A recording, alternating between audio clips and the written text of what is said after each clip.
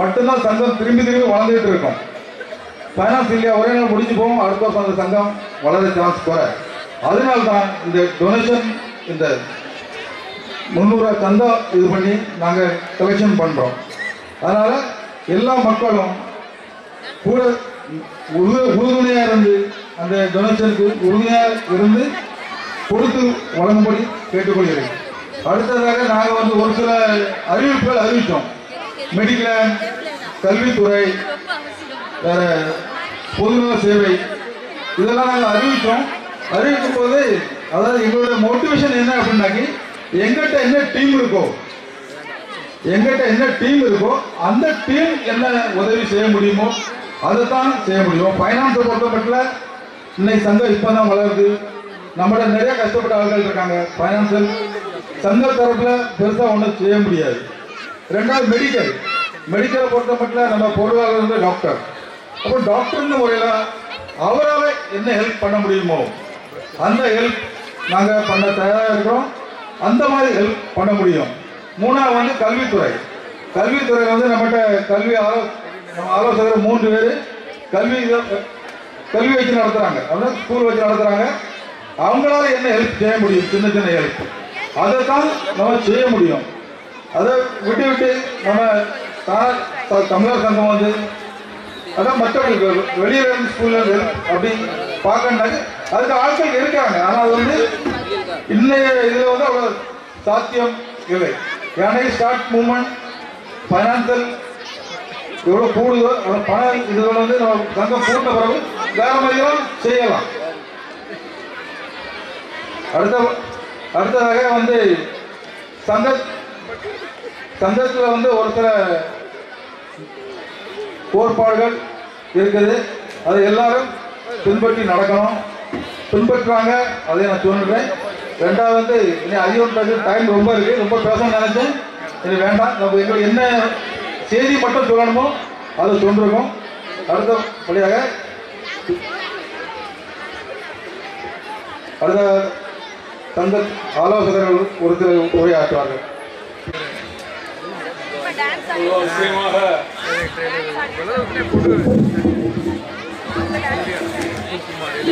இவ்வளவு அதிசயமாக தானா தமிழர் சங்கத்தை நடத்தும்படியாக எங்களுக்கு கூட இருந்த உதவி செய்த அற்புதமான இறைவனை நன்றியோடு வாழ்த்துகிறேன். இறைவன் நமக்கு உதவி செய்யாவிட்டால் நாம் ஒன்றும் செய்ய முடியாது என்று என்னுடைய நம்பிக்கை. அதனால் நாங்கள் ஏதோ கொஞ்சம் தொடங்குகிறோம். இவ்வளவு தூரம் 2வது வருஷத்திலே வளர்ந்தது இவ்வளவு ஆளுகளை பார்த்து நான் மிகவும் மகிழ்ச்சி அடைகிறேன். அதுக்காக உழைத்த அருமை தலைவர் ஜான்சன், செக்ரட்டரி டாக்டர் பெருமாள், பொருளாளர் அமல், ஜாயின்ட் செக்ரட்டரி பிரேம்நாத் அவர்களுக்கு நான் நன்றி சொல்கிறேன். சார், பூனம் சார், அதுபோக கண்ணன் சார், மோகன் சார், ராஜா, பக்கத்தில் இருக்கவர், ஸ்டேஜில் இருக்க எல்லாருக்கும் நன்றி சொல்கிறேன்.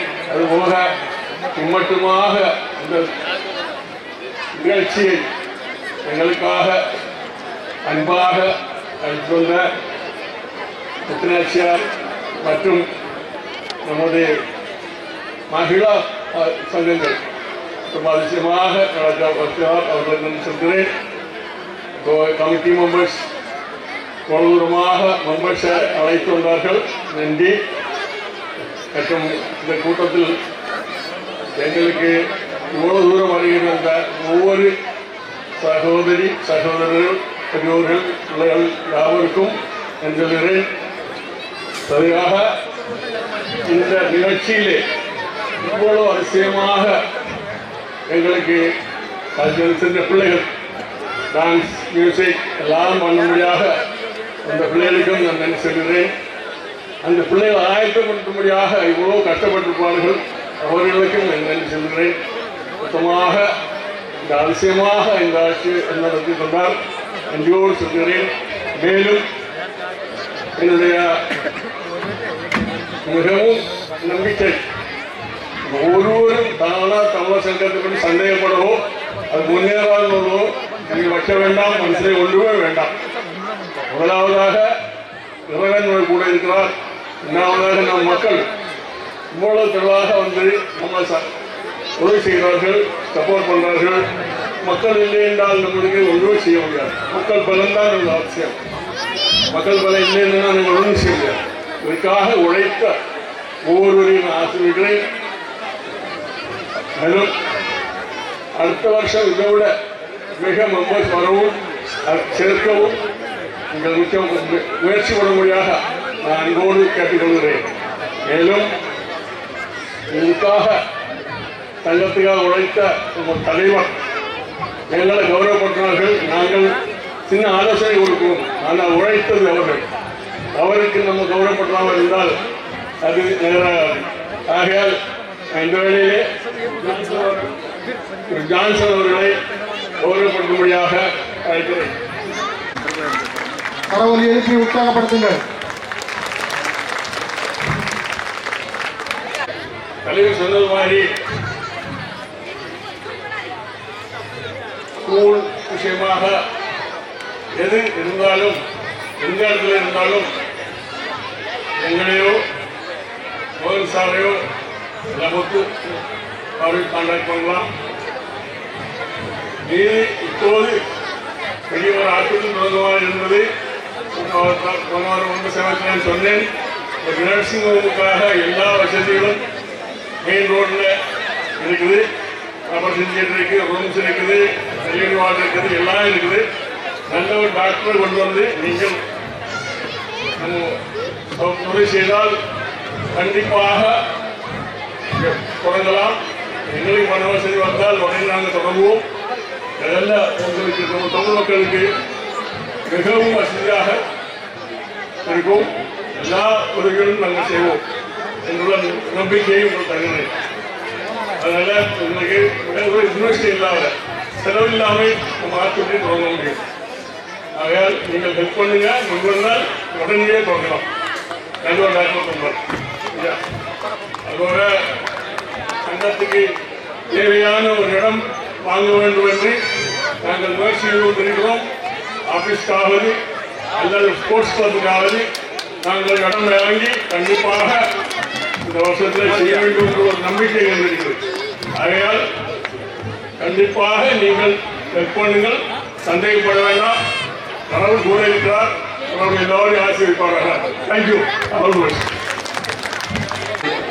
தானா தமிழர் சங்கத்தின் 2வது பொங்கல் விழாவை சிறப்பாக கொண்டாடுவதற்கு உதவி செய்த தமிழ் மக்கள் ஒவ்வொருவருக்கும் என்னுடைய அன்பான நன்றியை தெரிவித்துக் கொள்கிறேன்.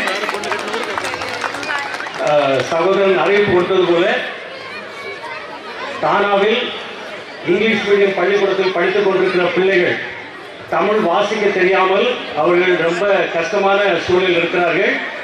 அவர்களுக்கு உதவி செய்யும் நோக்கத்தோடு தமிழ் அவர்கள் வாசிக்கவும் எழுதவும் கற்றுக் கொடுக்க நாங்கள் ஒரு 3 இடத்தை நாங்கள் செலக்ட் செய்திருக்கின்றோம். ஒன்று காந்திநகர், 2வது கப்பல்வாடி, 3வது இந்த தங்கப்பன் சார் அவருடைய பள்ளிக்கூடம். இந்த 3 இடத்திலும் நாங்கள் அவர்களுக்கு தமிழ் எழுத படிக்க நாங்கள் கற்றுக் கொடுக்க தயாராக உள்ளோம். உங்களுடைய பெயர்களை நீங்கள் சகோதரன் முத்துசாமி அவர்களுக்கு நாங்கள் ஒரு ரெஜிஸ்டர் கொடுத்திருக்கிறோம். அதில் உங்களுடைய பெயர், உங்களுடைய மொபைல் நம்பர், உங்களுடைய லொகேஷன், அதாவது உங்களுடைய அட்ரஸ். நீங்கள் மான்பாடாவில் வந்திருந்தால் மான்பாடா மாத்திரம் எழுதுங்கள். நாங்கள் உங்களை கான்டாக்ட் பண்ணி நீங்கள் எந்த இடத்திலிருந்து வருகிறீர்களோ அந்த இடத்திற்கு பொறுத்த அளவு நாங்கள் அந்த இடத்தில் உங்களுக்கு தமிழ் கற்றுக் கொடுப்பதற்கு எங்களுடைய அன்பான உதவிகளை நாங்கள் செய்ய நாங்கள் ஆவலாக உள்ளோம். மற்றும் இந்த தமிழ் சங்கம் சிறப்பாக நடைபெற உதவி செய்த உங்கள் ஒவ்வொருவருக்கும், தானா தமிழர் ஒவ்வொருவருக்கும் என்னுடைய சார்பிலும், என்னுடைய குடும்பத்தின் சார்பிலும், என்னுடைய பள்ளிக்கூட நிர்வாகத்தின் சார்பிலும் உங்களுக்கு என்னுடைய அன்பான வாழ்த்துக்களை தெரிவித்துக் கொள்கிறேன். நன்றி. வாழ்க தமிழ். தமிழ் சொந்தங்களே, என்னால் அதிகமாக பேச முடியாது, காரணம் தொண்டை சரியாக இல்லை. மிகுந்த சோர்வாகத்தான் வந்தேன். வந்த பிறகு நம்முடைய இளம் சிறார்களும் மாணவர்களும் நம்முடைய பெண்களும் ஏற்பாடு செய்திருந்த இந்த இசை நடன நிகழ்ச்சி என்னை இங்கு பேச அழைத்திருக்கிறது. பொதுவாகவே பெண்கள் நினைத்தால் நிச்சயமாக வெற்றி கொள்ள முடியும் என்பதற்கு இது ஒரு சாட்சி. நான் தமிழகத்திலே நான் படித்த பள்ளியில் இருக்கிற மாணவர்களுக்கு ஒவ்வொரு ஆண்டும் நல்ல படித்த மாணவர்களுக்கு மாணவிகளுக்கு இப்படி உதவி செய்து வருகிறேன். அதில் ஒவ்வொரு ஆண்டும் எனக்கு தெரிகின்ற செய்தி என்னவென்றால் 10 ஆண்டுகளுக்கு முன்பு ஆரம்பித்த அந்த உதவி 10வது ஆண்டு முடிந்து விட்டது. 10வது ஆண்டில் என்னிடம் பரிசு பெற்ற அனைவருமே பெண் குழந்தைகள் தான். தமிழ்நாட்டில் தான் அப்படி இருக்கிறது நினைத்தால் இங்கு வந்தாலும் அதுவே தான் இருக்கிறது. எனவே நிச்சயமாக நீங்களெல்லாம் எடுத்திருக்கிற இந்த முயற்சி வெல்ல வேண்டும். காரணம், தமிழர்கள் ஒன்று கூடுவது என்பது உலகிலே எல்லா நாடுகளிலும் தமிழர்கள் இருக்கிறார்கள். இந்த மாதம் தை மாதம் ஆஸ்திரேலிய நாட்டிலே நாடாளுமன்றத்திலே ஒரு எம்பி எழுந்து பேசுகிறார். உலகிலேயே மிகவும் பழமையும் தொன்மையும் வாழ்ந்த ஒரு மொழி தமிழ் மொழி. அந்த மொழியை பேசுகின்ற மக்கள் ஆஸ்திரேலியாவிலே அதிகமாக இருக்கிறார்கள். எனவே அந்த மொழியை நம்முடைய நாட்டினுடைய தேசிய மொழியாக அங்கீகரிக்க வேண்டும் என்று பேசுகிறார். அதை அந்த நாடாளுமன்றமும் ஏற்றுக்கொண்டது. அதுபோலவே கனடா நாடாளுமன்றத்திலே அந்த நாடாளுமன்றத்தினுடைய தலைமை அமைச்சர் பிரைம் மினிஸ்டரே எழுந்து கடந்த 15 நாட்களுக்கு முன்பாக பேசிய பேச்சு, அவர் ஆங்கிலத்தை தவிர எந்த மொழியும் தெரியாது. ஆனால் அவர் தொடங்கிய போது வணக்கம், தை புத்தாண்டு வாழ்த்துக்கள் என்று தொடங்குகிறார். அவர் தொடங்கியதோடு மட்டுமின்றி இப்படிப்பட்ட ஒரு இனம் நம்முடைய நாட்டுக்கு எவ்வளவு உழைப்பை நல்கி இருக்கிறது, இந்த இனம் நம்முடைய நாட்டில் இருப்பது நமக்கு பெருமை. எனவே இந்த ஜனவரி மாதத்தை தமிழ் மரபு மாதம் என்று சொல்லி தமிழ்நாட்டினுடைய கலைகள் அனைத்தையும் கனடா அரசு சார்பிலேயே இங்கு தமிழ் மரபு மாதமாக கொண்டாடப்படும் அறிவித்து கடந்த 1 மாதமாக கனடாவிலே எங்கு பார்த்தாலும் தமிழ், எங்கு பார்த்தாலும் நம்முடைய நாட்டுப்புற கலைகள் ஆட்டங்கள் ஓடிக்கொண்டிருக்கின்றது. அதுபோலவே சிங்கப்பூர் நாட்டிலே நம்முடைய பொங்கல் அன்று நம்முடைய தமிழ் மக்கள் எல்லாம் கூடியிருக்கும் போது அந்த பொங்கல் பானைக்கு முதல் தீயை வைத்து பொங்கலோ பொங்கல் என்று சொன்னவர் சிங்கப்பூரினுடைய பிரைம் மினிஸ்டர் அவர்கள். அதுபோலவே பிரான்ஸ் நாட்டிலே இருக்கின்ற தமிழ் மக்கள் அனைவரும் மூலை முடுக்கெல்லாம் பொங்கலை கொண்டாடுகிறார்கள். எனவே அப்படிப்பட்ட ஒரு பெரிய மொழிக்கும் இனத்துக்கும் சொந்தக்காரர்கள் இந்த தமிழர்கள் என்பதை நாமெல்லாம் உணர்ந்து கொள்ள வேண்டும். எனவே அப்படிப்பட்ட தமிழ் மக்கள் பிரிந்து வாழக்கூடாது, ஒற்றுமையாக வாழ வேண்டும். தானாவில் இருக்கின்ற தமிழர்கள் அனைவரும் ஒன்றுபட்டு வாழ்ந்தால் இவர்களை விட ஒரு நல்ல உழைப்பாளிகள், இவர்களை விட நேர்மையாளர்கள் இந்த உலகில் யாரும் இல்லை என்கின்ற அளவுக்கு உலகம் வியந்தது போல இந்த தானேவும் நிச்சயமாக வியக்கும். எனவே அப்படிப்பட்ட இந்த தமிழர்கள் இன்று ஒன்று கூடி உலகத்திற்கே முதலிலே உழைப்பது என்பது, உணவு என்பது தமிழர்களால் கண்டுபிடிக்கப்பட்டது. அதுதான் வள்ளுவன் சொன்னான், சுழன்றும் ஏற்பினது உலகம் என்று சொல்லி வேளாண்மையை உலகத்துக்கே உணவை வழங்கியவன் தமிழன், உலகத்துக்கே பண்பாட்டை சொல்லித் தந்தவன் தமிழன். உலகத்திற்கு அனைத்து மொழிகளுக்கெல்லாம் தாயாகவும் தந்தையாகவும் இருக்கின்ற மொழி நம்முடைய தமிழ் மொழி.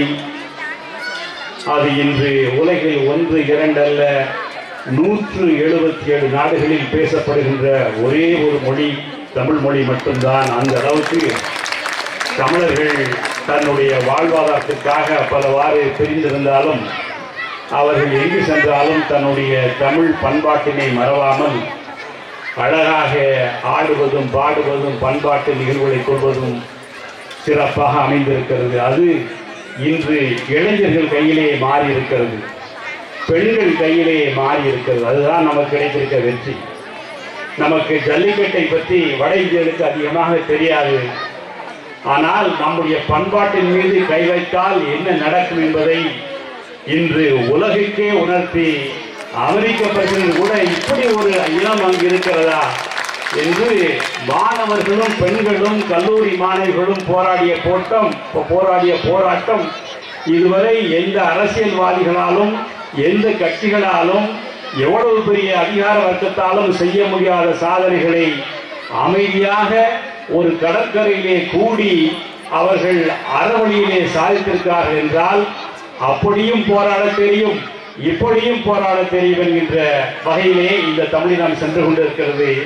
எனவே அப்படிப்பட்ட தமிழினத்தை ஒன்று சேர்க்கிற முயற்சியிலே தான் தமிழ் சங்கமும் தமிழர் சங்கமும் இன்று இங்கே இப்படி நல்ல நிகழ்வை அமைத்திருப்பது உள்ளபடியே மகிழ்ச்சி அளிக்கின்றது. நாமெல்லாம் ஒன்றாக இணைந்து செயல்பட வேண்டும் என்கின்ற என்னுடைய வேண்டுகோளையும் நான் வைக்க விரும்புகின்றேன். காரணம், கடந்த வாரம் நான் தானா தமிழ்ச்சங்க நிகழ்ச்சியிலே கண்டுகொள்ளும் போது எதை சொன்னேனோ அதை தான் இங்கும் சொல்ல விரும்புகின்றேன். நாம் ஒவ்வொரு இயக்கமாக தனித்தனி அமைப்பாக இருந்தாலும் சரி, தமிழர்கள் என்றால் அனைவரும் ஒன்று கூடுவோம் என்கின்ற அந்த ஒற்றுமை போக்கை நாம் கைக்கொள்ள வேண்டும். அதுதான் நமக்கும் நல்லது, நம்முடைய இனத்துக்கும் நல்லது, நம்முடைய மொழிக்கும் நல்லது என்று சொல்லி இந்த நல்ல நிகழ்ச்சியிலே 3 பெண்களை உள்ளபடியே நான் அதிகமாக பாராட்ட வேண்டும். நம்முடைய வேலு நாச்சியார் என்றால் வீரமுங்கை வேலு நாச்சியார் போல இங்கே முத்து நாச்சியார் அவர்கள், அதுபோல ரேகா தேவதாஸ் அவர்கள், அதுபோல செல்வி அவர்கள், அவர்களால் பயிற்றுவிக்கப்பட்ட மாணவர்கள் மாணவிகள் மற்றும் இளம் சிறார்கள் அனைவரும் தங்களுடைய செயலை மிக அருமையாக அழகாக செய்திருக்கிறார்கள். இறுதியாக எங்களை முன்னாலே வைத்து பார்த்து கொண்டிருந்தவர்கள் இறுதியாக மேடையிலே வந்து அமர்த்தினார்கள். அந்த கரகாட்டத்தையும் நாங்கள் முன்னால்